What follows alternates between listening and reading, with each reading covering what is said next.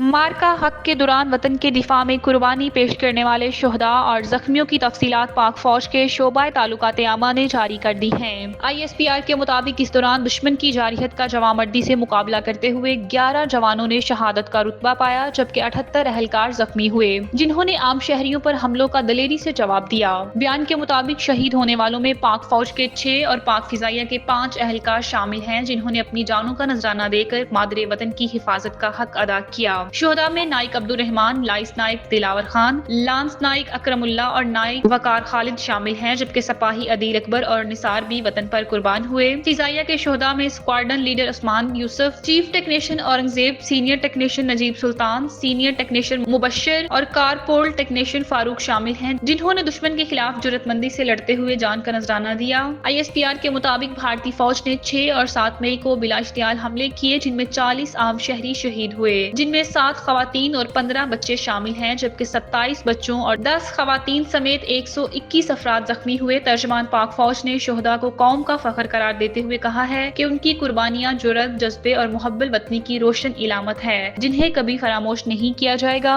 जख्मियों की जल्द सेहतयाबी के लिए दुआ गो है और पूरी कौम जारहियत के सामने पुरज़म खड़ी है। ISPR ने वाज़िया किया कि पाकिस्तान की खुद मुख्तारी पर कोई समझौता नहीं किया जाएगा और आइंदा किसी भी किस्म की जारहियत का फैसला कुन जवाब दिया जाएगा।